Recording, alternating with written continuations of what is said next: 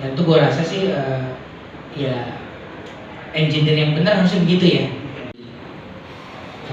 Kagak bisa bangun demam berdarah gitu, nih ngerjain sambil teler-teler obat gitulah. Dan dia bukan muslim juga. Belum pindah, ntar gue pindahin.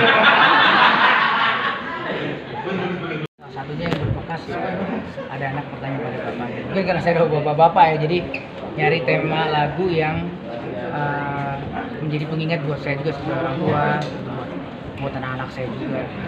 Hal-hal kecil, hal simple ya, tapi kadang-kadang suka lupa kita bahas kenapa saya harus puasa, kenapa saya harus sholat. Dan didedikasikan untuk almarhumah ibunda. Ya, kebetulan karena belum lama saya kehilangan berulangnya ibunda saya gitu, jadi dan beliau adalah orang yang selama ini selalu nggak pernah capek dan bosan buat ngingetin sholat, ngingetin ibadah semuanya lah gitu. Dan paling rajin sedekah kalau di keluarga tuh ya beliau yang selalu ngingetin gitu, ayo langsung buat anak-anak saya yang selama beliau hidup tinggal dan bersama saya di Jakarta, nyokap lah yang banyak ngajarin ngaji anak-anak. Ini kan tema lagunya anak bertanya pada bapaknya ya. Tapi selama bulan Ramadan sama-sama anak-anak, ada nggak sih pertanyaan Pak kenapa Ramadan? Kenapa harus puasa? Kenapa harus... Kalau sekarang sih udah enggak ya. Dulu kan sekarang anak-anak itu udah yang paling besar udah SMA. Udah. SMP dan yang paling kecil juga SD-nya udah kelas 4-an gitu. Jadi udah cukup dewasa, paham. Dulu waktu kita bangunin sahur ngajak makan gitu ya protes ngapain sih gitu kan, nggak namanya anak-anak ya, dia nggak ngerti kenapa gitu. Mas Tommy, untuk aransemennya seberapa sulit sih keluar dari bayang-bayang musik yang usia minggu ya untuk dijadikan lebih ke jazznya? Saya rasa nggak terlalu sulit ya, karena kebetulan yang mikirin konsep aransemen itu Andra Kari, jadi nggak terlalu sulit gitu. Cuma memang gimana harus keluar dari pakem yang Bimbo udah pernah kerjain kan gitu. Karena nggak mungkin saya ngeluarin musiknya sama persis, cuma vokalnya diganti gitu. Jadi emang harus ada beberapa adjustment yang kita kerjain, termasuk di approach melodinya juga ada sedikit perintilan-perintilan kecil yang saya rubah sedikit, tapi sifatnya tidak merubah lagu tapi memberikan flavor aja sih. Mas Tommy, ketika proses rekaman, tadi kan Mas Tommy menjelaskan banyak sekali pengalaman dengan ibu ya.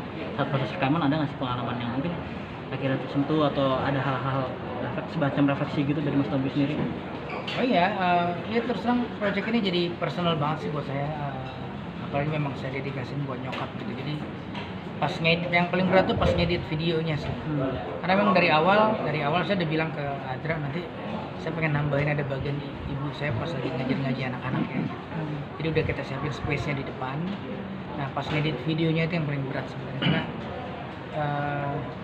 ya rasa kehilangan itu kan nggak pernah hilang ya. Masih ada terus gitu, dan rasanya kayak baru kemarin gitu. Dan saya rasa semua anak ke orang tuanya kan seperti yang saya rasain. Mas, kekhawatiran apa yang Mas, kegelisahan apa ya, kekhawatiran tentang anak-anak sekarang di Mas? Perbedaannya dengan waktu zaman Mas Tommy? Mungkin yang paling mencolok adalah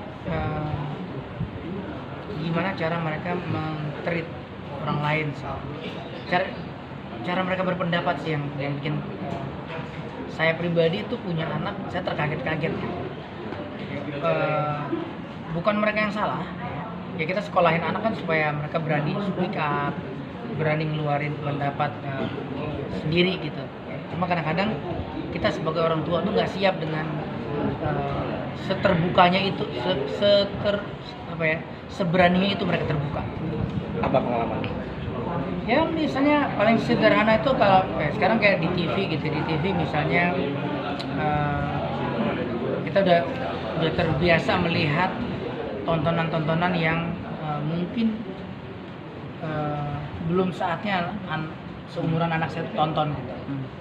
Bukan sebatas ciuman cowok cewek doang, udah nggak sebatas itu lagi. Jadi kadang-kadang ya isu LGBT, isu transgender dan lain-lain gitu.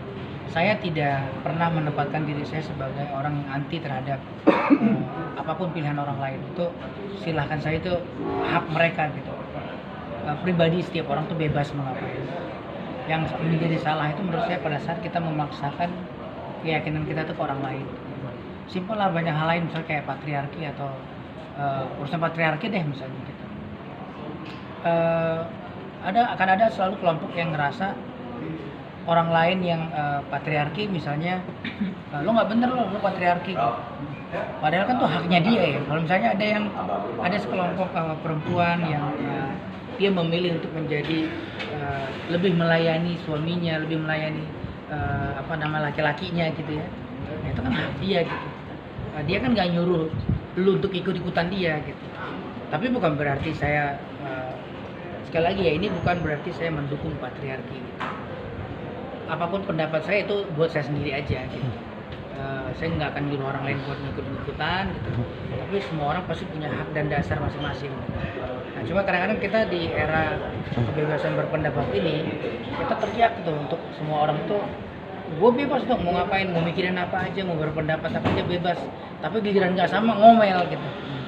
Giliran ada yang nggak sepakat sama pendapat kita, wah tuh nggak bener tuh, goblok tuh, dasar nggak. Nah itu kan artinya lo berjuang untuk apa selama ini? Kalau emang lo perjuangin kebebasan berbicara, kebebasan berpendapat, ya pada saat orang lain ada yang nggak sependapat ya nggak apa-apa dong.